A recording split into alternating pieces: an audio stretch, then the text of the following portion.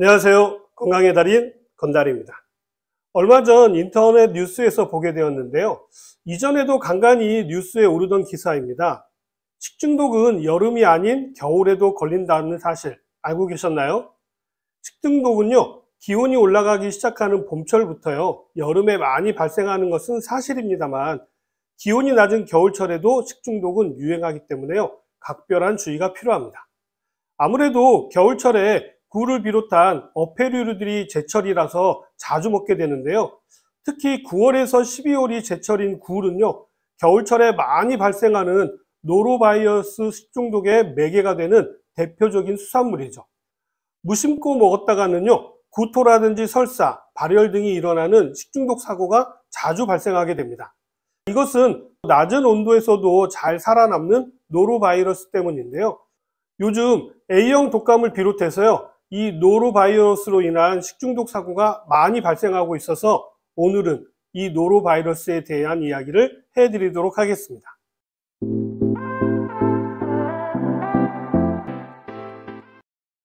노로바이러스는요, 어린아이들 뿐만 아니라 성인들도 쉽게 감염되기 때문에요, 각별한 주의가 필요한데요. 노로바이러스가 겨울철에 기승을 부리는 이유는요, 60도 온도에서 30분 이상 가열을 해도 파괴되지 않을 뿐더러 영하 20도에서도 바이러스가 얼지 않고 활동을 하기 때문입니다. 60도라고 하면은요, 정수기의 뜨거운 물의 온도가 약 60도 정도 되니까 참고하시면 될 것 같습니다. 가끔요, 정수기 온수로 소독을 한다고 활용하시는 분들이 계시는데요.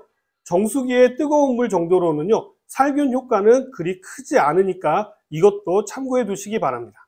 노로바이러스는요, 특히 냉장고 온도인 4도씨에서 5도씨가량의 온도에서 바이러스의 활동성이 가장 높기 때문에요, 추운 겨울은 노로바이러스 식중독에 걸리기가 매우 쉬운 계절이 됩니다.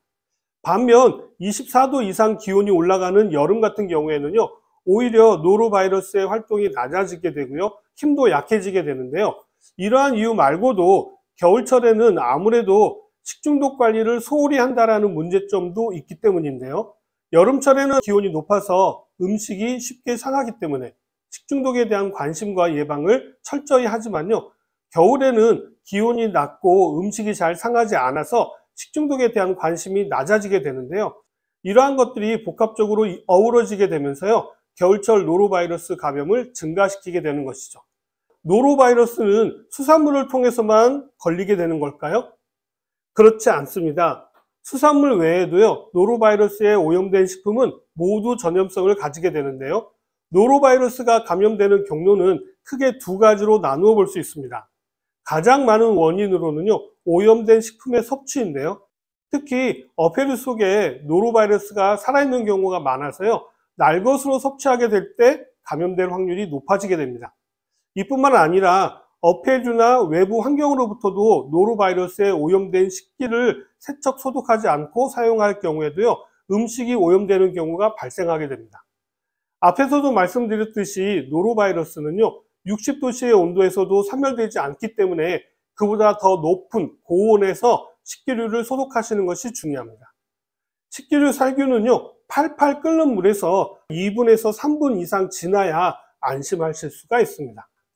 두 번째 경로로는요, 사람을 통해서도 감염이 일어날 수가 있는데요. 노로바이러스는 공기를 매개로는 거의 감염되지 않는 질병이지만 손을 통한 직접적인 접촉을 통해서는요, 감염이 될 수 있습니다.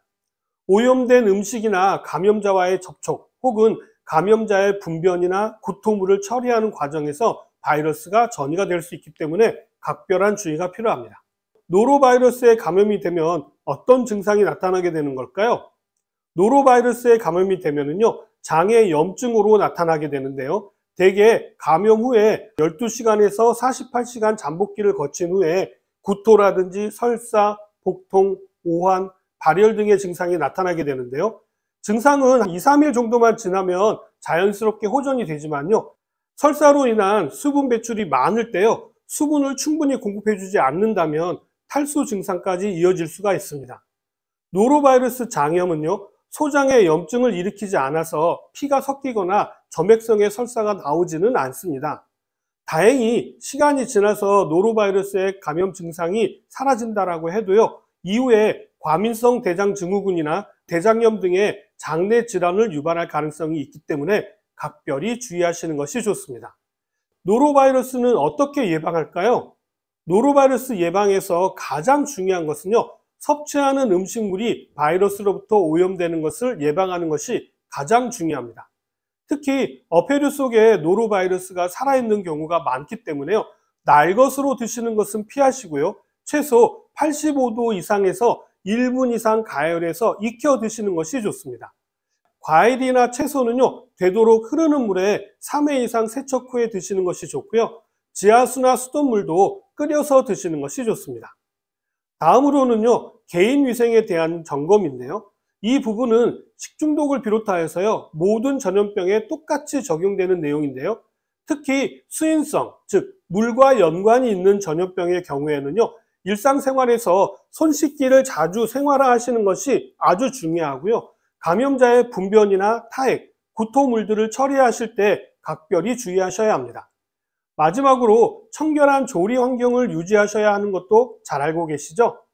노로바이러스는요, 음식을 통해서 가장 많이 감염되는 질병이기 때문에요, 조리 환경을 청결하게 유지하시는 것은 기본 중에 기본입니다. 조리자는 반드시 손을 씻은 후에 조리를 하셔야 하고요, 장갑 등을 사용해서 식재료를 직접 만지는 것을 막는 것이 중요합니다. 가급적이면 새로운 식재료를 만질 때는요, 장갑을 바꿔서 사용하시는 것도 잊으시면 안 됩니다. 조리기구는 음식 조리 전과 후는 반드시 열탕 소독을 진행하고요, 조리 시 생선, 고기, 채소 용도로 조리기구를 분리해서 사용하셔야 합니다.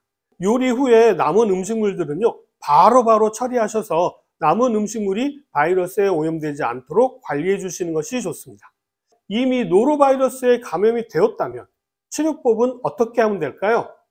대부분 설사의 증상이 발생한 후에는요, 48시간에서 72시간이 지나게 되면 자연스럽게 증상이 회복됩니다. 노로바이러스에는요, 특수한 한 바이러스제는 없고요, 수분을 충분히 공급해서 탈수가 일어나지 않도록 보존적 치료가 아주 중요하고요, 이온 음료로 부족한 수분을 보충할 수 있지만요, 탄산음료와 과일 주스는 피하시는 것이 좋습니다. 가급적이면 날 것과 차가운 음식은 피하시는 것이 좋고요, 유제품 섭취도 안 하시는 것이 좋습니다. 다만 이미 유산균을 통해 발효가 일어난 요구르트는 괜찮습니다. 경증의 탈수의 경우에는요, 경구 수액 공급으로 탈수와 전해질 교정이 가능할 수 있습니다만, 합병증의 위험이 높은 노인분이라든지 당뇨를 비롯한 기저질환이 있으신 분이라든지 면역 저하 상태라든지 심한 복통, 3일 이상이 지나도 증상이 지속된다면요, 빨리 병원에 가셔서 입원 치료를 받으시는 것이 좋습니다. 자, 오늘은 요즘 유행하는 노로바이러스에 대해서 말씀을 드렸는데 어떻게 좀 도움이 되셨나요? 저 건달과 함께 하시면요, 생활 속에서 건강을 지킬 수 있는 많은 정보를 얻으실 수 있으니까 25년도에도 저 건달과 함께 건강한 한 해를 만들어 보시는 것은 어떠실까요? 오늘 내용은 여기까지입니다. 저는 다음 시간에 다시 찾아뵙도록 하겠습니다. 감사합니다.